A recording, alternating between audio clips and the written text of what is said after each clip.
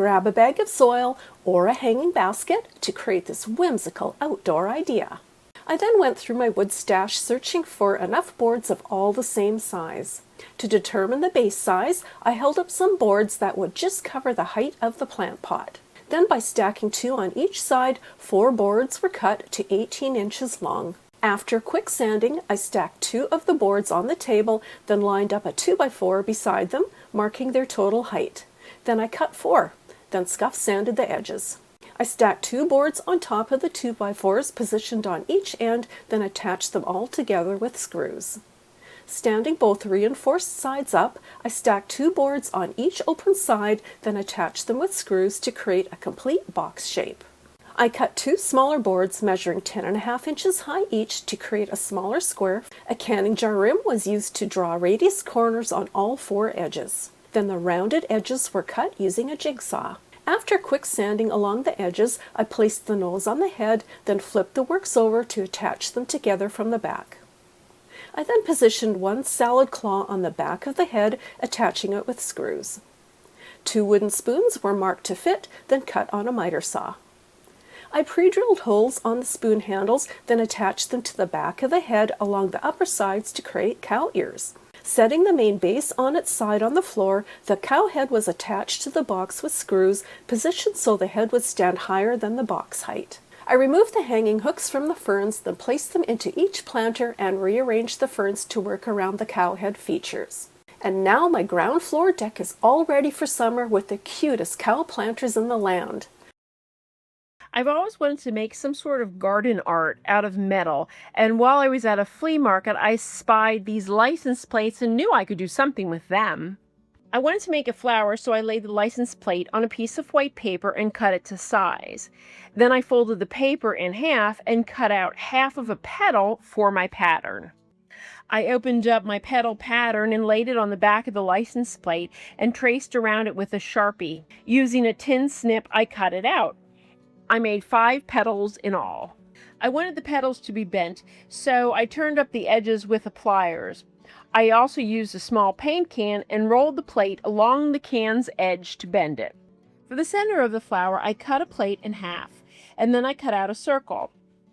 I made cuts into the center of the circle and bent the cuts upward. The tricky part was how to attach the pieces together without a soldering tool. I drilled a hole in the center of the centerpiece and then drilled holes in the ends of each of the petals.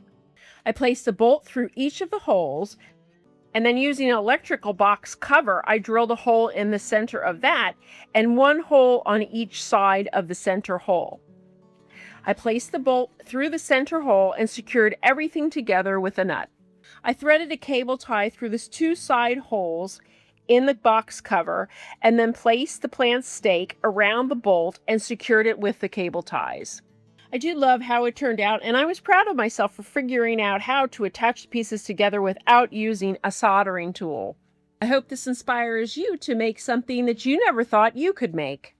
I picked up 3 of these styrofoam balls when I was at the dollar store, and I've got 3 different sizes here. And the first thing I want to do is create a way to stand these up in the garden. So I'm just going to use some regular old sticks that I picked up outside, and I'm going to put one of these sticks in each of the balls. So you can just find wherever you want to push it in, and then just push your stick right in, and there we go. It's as easy as that.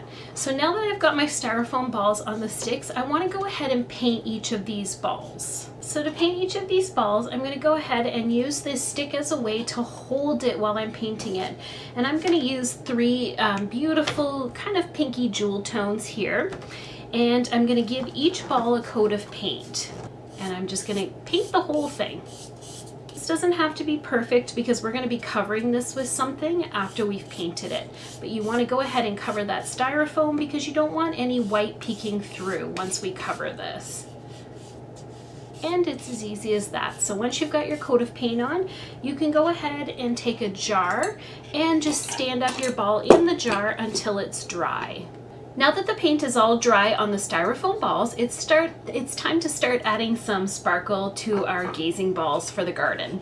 So I'm going to start with the medium one here, and I'm going to cover this in glue first, and I'm going to use a glue specifically for styrofoam. because I want to make sure it doesn't disintegrate the styrofoam.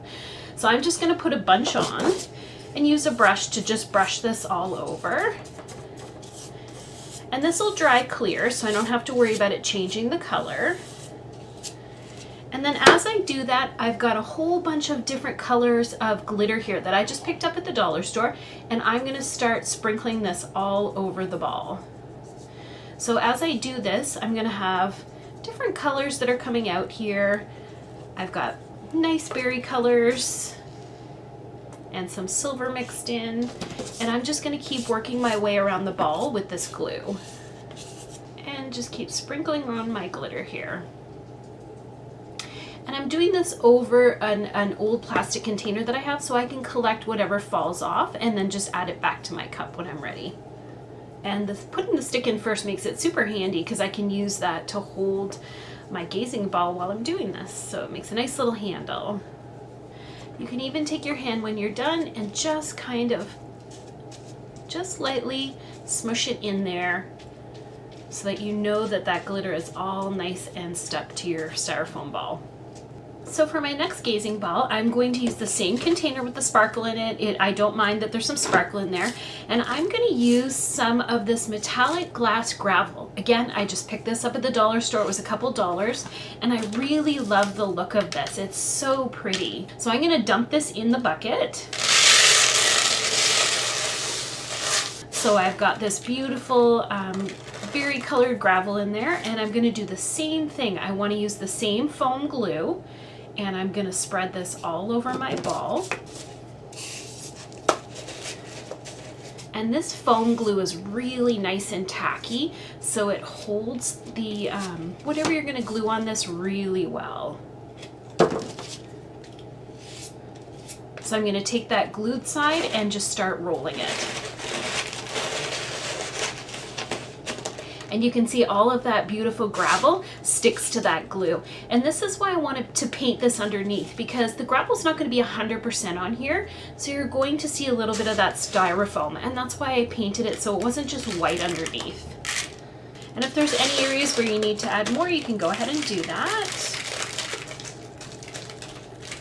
I'm going to go ahead and stick my stick back into the end, into that hole that we already created. I don't have any glue in there yet, so it's easy to remove that and put that back in. And then I'm going to put this back in the jar, stand it up in the jar like this, so that I can allow this glue and the gravel to dry. For my final gazing ball, I've gone ahead and taken off the stick to the ball because I find it easiest to put it in a little container like this just to keep it steady while I'm working on it. And I'm going to cover this ball with something else I found at the dollar store, and it was these beautiful glass rocks here, these beautiful glass stones. So I want to cover and put these all over this gazing ball. And again, this is why we painted it beforehand, because you're going to see some of that beautiful berry color shining through those stones. So I'm just going to use my hot glue gun, put a little bit of glue on the back of the stone, and then just stick this right to my ball. And I'm going to keep working around until I've covered the entire ball with these beautiful glass stones. It's a bit of a weight game. You'll have to shift it around a little bit as you're working on it, just because the glass beads can be heavy. So I'm just going to keep working my way around the styrofoam ball until it's all covered with these beautiful beads. And I'll be back to show you what it looks like when it's all covered.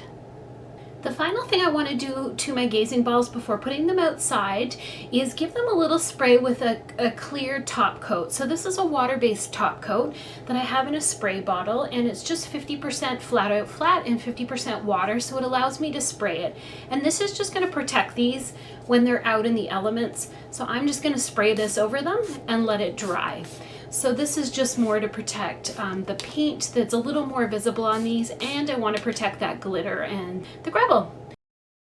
These garden gazing balls were so easy to make with just a few supplies from the dollar store. They were quick and they add such a beautiful touch to the garden. Thank you so much for watching this episode of Home Talk. I'm Lisa from Recreated Designs. I'll see you next time.